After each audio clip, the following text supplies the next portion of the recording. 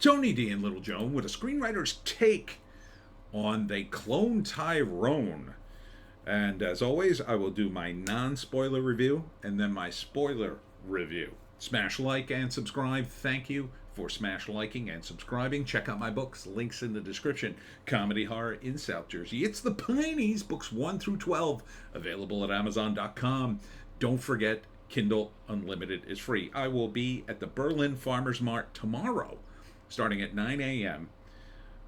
Check my Twitter feed. I'll alert you. Make sure that I'm there, and I should be there till 3 or whenever it closes, or whenever I stop selling books. Anyhow, so first the non-spoiler review. So John Boyega is a drug dealer in a bad neighborhood, and Jamie Foxx is a pimp. One of his hoes, who's one of the characters. Her name's the actress's name is Tay. How do you say it? Teyonah Parris. Teyonah Parris. And she's had enough of Jamie. She's about to quit. When they accidentally uncover a grand conspiracy against the neighborhood that they live in, the terrible, terrible neighborhood. And so they clone Tyrone because it involves clones. It involves a bunch of other sci-fi concepts as well.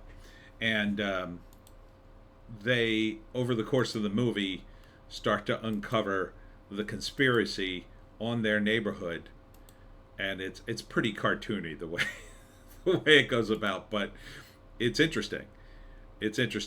And they eventually, have to turn the tables on the conspirators. I like John Boyega's character because he isn't a cartoon. He is impacted by the events of the movie and slowly sort of ramps up during the course of it. Jamie Foxx is a little more cartoony. He's more the comic relief. And Teyonah's character is a little too smart for her own good, but I can forgive it. I can forgive it in this movie because it is kind of a comedy. It's comedy, conspiracy, blaxsploitation, sci-fi. So it's got a lot of great elements to it, and so you get this weird mix of stuff and people, and the ending's very funny in my view, and weird. It was written by Tony Retton-Mayer and Jewel Taylor, directed by Jewel Taylor. Well directed. A little slow in parts. A couple of minor plot holes, which I'll get into, but I can overlook it because it is at the end of the day, it really is a comedy, and it's very over the top. So I really enjoyed it. I mean, it was fun. It was exciting. It kept me interested.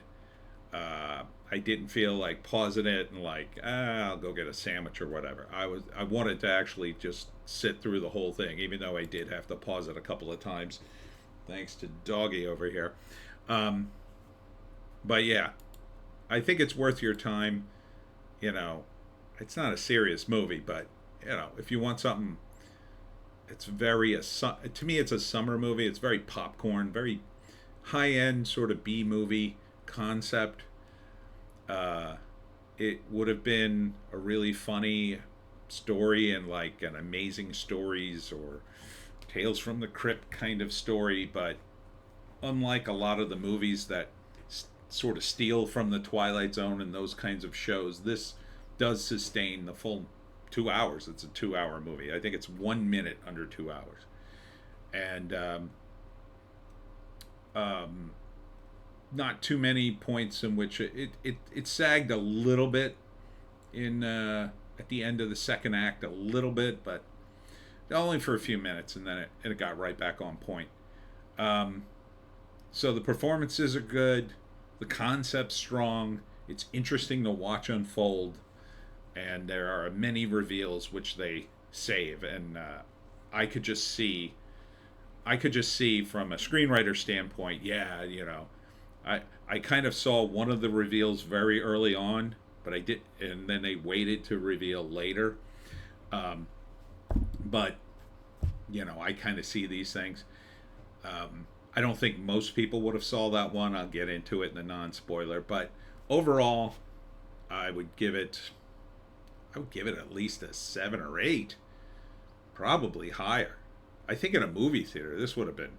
I would have been laughing my a off in a big room full of people. I think we all would have. So I recommend it. It's on Netflix now. It's called They Cloned Tyrone.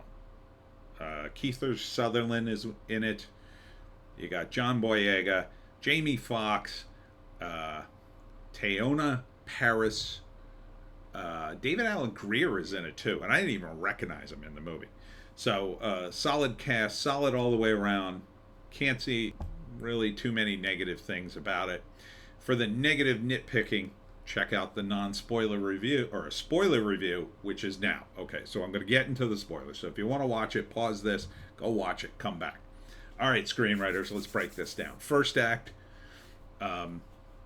is the terrible neighborhood that John Boyega lives in. He's a drug dealer, and he's doing his drug dealing thing. Teyonah's a hoe. She's doing her thing. Boyega's shaking down Jamie Foxx, who's a pimp. And of course, one night, John Boyega gets what's coming to him, and they shoot him and kill him. And the very next day, he's alive. Now, what's the name? The pimp, Jamie Foxx, tells him, like, I saw you. You were dead. How are you even here? And so they, John Boyega somehow sort of believes this because it's not really a reason other than his life seems to be like one endless trail of the same thing over and over. So he takes him to Paris, Teyonah's character, the hoe, who was a witness, and she witnessed part of it, didn't really see him get shot. And then, but earlier in the movie, Boyega witnesses a weird thing on the street where a bloody guy gets kidnapped by a guy in an SUV, right? So the SUV's parked outside this house, and they track it down. And then the second act begins when they discover the secret elevator, right? So they first they discover a break room, which I thought was kind of cool. They discover the secret elevator, go down, they find a guy in a lab with an afro. In this weird lab, they also find the body of John Boyega's character lying on a slab. And a bunch of chemicals and stuff. And they start to unravel the conspiracy, right? And this is the beginning of the second act. So second act is them unraveling the conspiracy. The only hole in the plot I see is that this grand conspiracy has almost no security, right? Because they find the elevator, go right down. There's nothing to stop the elevator. There doesn't seem to be any cameras or alarms. The conspirators seem overly casual about the amazing conspiracy they're pulling, but whatever. So they first uncover the first lab, and then they go, of course, Boyega goes back with his boys, and then it's all gone, right? He goes back to Teyonah and Paris, don't know what to do. They eventually go for chicken, and then realize the chicken is tainted with one of the chemicals they saw in the lab to make them laugh. They eventually discover that they're also tainting the hair straightening products, which I thought was hilarious. And eventually they find another entrance to the lab and go down it. And really, they find like more of a central lab. Like the lab they initially found was a small one. Then they find like the big complex. And they roam around in there. Eventually, They get out and they're confronted by Kiefer Sutherland, who, rather than just kill them, um, tells them to go back to their lives. And even though he overwhelmingly could kill them, like he has control of this mob, he has control of another John Boyega completely, and also says the secret passwords that gives them control, and but tells them to go back to their lives anyway. And at first, John Boyega does go back to his life, and Tayona's character, of course, is the best. This is the only like kind of minorly woke thing. Is like, yeah, she's a prostitute, but she's smarter and more capable than the other two men in the movie for some reason. So she's the only one that's, first off, she's not being cloned for some reason, which I thought was odd. But she's smarter.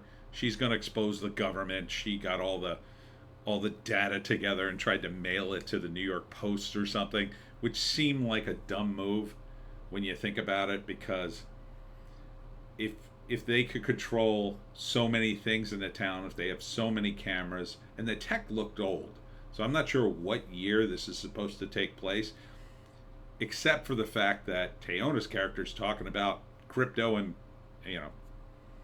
uh, uh, Bitcoin. So on the one hand, the technology looks old, but on the other hand, she's talking about that. It has to be 2020 at least, right? Everybody should have phones and be taking video of everything, but that doesn't seem to happen in the movie. That's kind of a whole. And then, like, these guys have old technology. They seem to have old cars, old TVs. That was my one sort of like, I'm not sure what year this is supposed to take place. I think it would have been better had it taken place in the past. If they had gotten rid of, and all they had to do was get rid of those few lines. And they were right in the beginning. So when they're talking about Bitcoin and blah, blah, blah, I was just like, okay, this is 2023. But then later it's like all the technology seems old. So I think you can forgive it, though, because the idea is that the town is under such control, like they're only giving the inhabitants like very limited technology, but at the same time, it seemed like the scientists were limited in their technology too, because they didn't have motion detectors or cameras everywhere. I mean, for their own security, they had cameras everywhere. It didn't seem to do them any good. And there's a scene in the fast food joint in the office where later it's revealed the guys with the white guys with afros are actually the early clones. And Tayona's character seduces one to get information out of him, but he has an office in the back with all these cameras so you can see a bunch of different things, and that's part of the discovery. So that was a little weird. Like, that needed to be more hidden, and it wasn't. It just seemed weird to give the fast food manager also the ability to see everything. Like, what good did it do him? Yeah, he was monitoring people too, and I guess he was a scientist, but didn't seem to jive very well. It seemed like you could have made that work a little better. Anyhow, I'm willing to forgive it because it was so over the top. But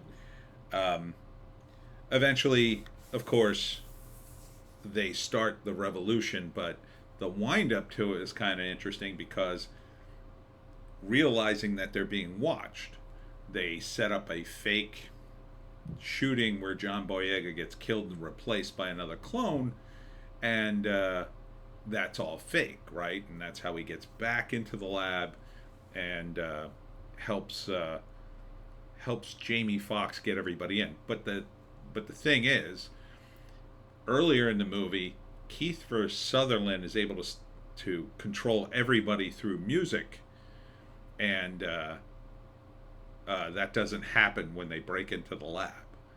When the inhabitants of the Glen break into the lab, like, why don't they just play the music again to calm them? It doesn't seem to affect Kiefer Sutherland for some reason. They don't quite explain why, but then he's not in the club when the music plays at that time. So maybe it does affect everybody, but it wasn't clear. That would be my, like, again, nitpicky thing. But still, you could have made that work. And then, of course, they free all the clones and they save Tayona's character, um, and John Boyega, Jamie Foxx, and Tayona Paris all become friends and decide to leave the town and go to Memphis. So the funniest bit in the movie is the end, right after they free everybody, the news report. That is freaking hilarious. I laughed out loud. It was very funny. Um, and then the sort of epilogue is really good too. I like the epilogue where you then see John Boyega's character, well, a clone, in L.A., and they're watching the news report and they see John Boyega on the TV and they turn to him. That looks just like you, Tyrone. And finally, you get to see who Tyrone is. Because I was waiting for the whole movie for somebody to be named Tyrone, and I was like, who the hell's Tyrone? Nobody in the cast was named Tyrone. And then finally, at the very end, you get that one line, Tyrone, that looks just like you. So that was good too. My compliments to the screenwriters. Pretty damn good screenplay. It feels like something I would write. It was funny. It was it had statements on. It was very much a satire. You'd have to throw satire in it, so it was comedy, satire, blaxploitation, because everything that was part of the conspiracy was like super super blatant. They had all these fake products, cigarettes, grape drank, um, you know, the fried chicken, the hair straightener, and it was really good, really good. And the cast is great. Here's Jamie Foxx realizing the chicken is hated because he snorts some of the chemical he finds in the lab, thinking it's cocaine, and it makes him giggle for no reason. And then they start giggling in the chicken food place, and they realize that's tainted. They realize it's in the hair straightener. Another great moment is when they're testing more hair straightener on Tayona's character, whose name's Yo-Yo. So they're testing it on Yo-Yo, and you think they're going to kill her. And she turns the tables on him because it turns out she's wearing a weave the whole time. And so the hair straightener is actually not touching her scalp. And this is one of the early clones. And then, of course, the big reveals. Again, this is a spoiler review. John Boyega actually cloned himself, and then, so the big reveal is the main guy, the boss of everything, is an older John Boyega who started this whole thing, and his memory of his brother being killed drove him to do this. Even though he made a deal with the devil, as he said, basically making a deal with the U.S. government to do all these experiments, became a geneticist, all to stop the crime. And that's a great bit in the screenplay too, right? The villain really has a motivation that you can see. You can see that, right? You can see that, the whole movie, John Boyega's character, even though he's a clone and it's not really true of him, but his brother died and he's really impacted by it. And then you realize he's not the real guy. The real guy is older, and yes, even though he's a geneticist, he was impacted by his brother's death and just put his memories in, his character. I forget his name. It's not Tyrone. It's, what's his name? Let's see. John Boyega. Fontaine. Right. Fontaine. Yeah, he's Fontaine. He's Tyrone. He's all the various clones. Kiefer Sutherland's name was Nixon. I don't think we get to hear his name. Yeah, great cast. Great cast. Really enjoyed it. So yeah, that his brother Ronnie's death, it really is the impetus for this whole thing, this whole mind control thing. Because ultimately, what he wants to do is create a uniform human being, so there will be no violence. It's like, yeah, it's like science run amok, another classic theme. So they've really taken a lot of classic sci-fi themes and put that in this movie. And it rolled out very nicely because they don't just uncover the entire conspiracy right out the gate. Like they start piecing it together slowly. They find the elevator. Again, my only nitpick would be I think they find things a little too easily. It's a little like you've got this grand conspiracy, and yet people can find the break room. People can break in. Nobody sees them coming. But also at the end, when the townspeople come into the lab, they kind of don't shoot anybody. It's weird.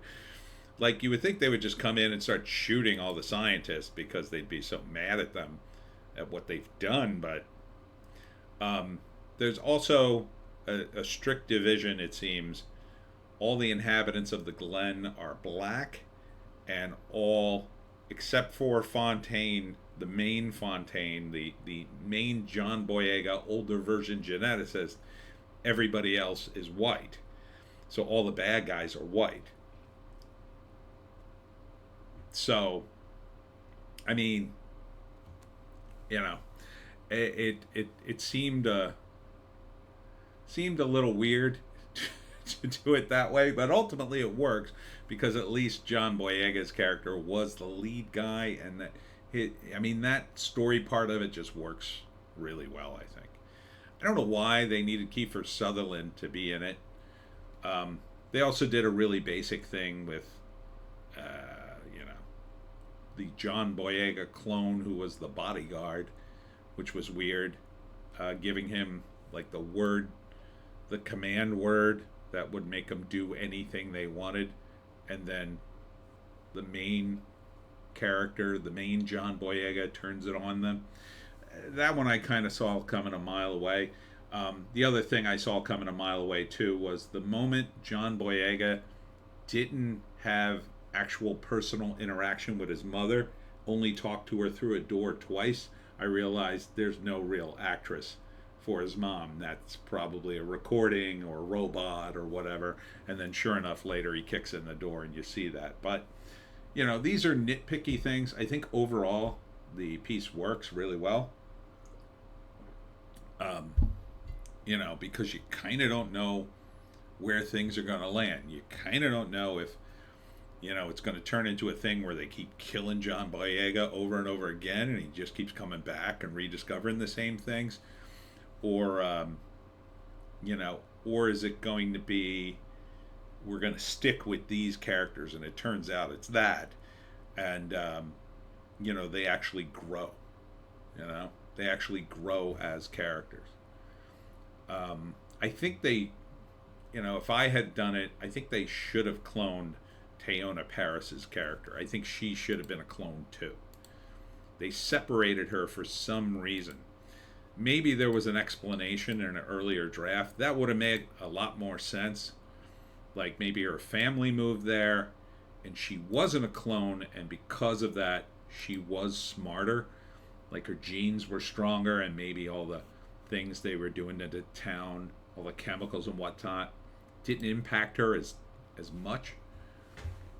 This was a good scene too, where they demanded the secret elevator.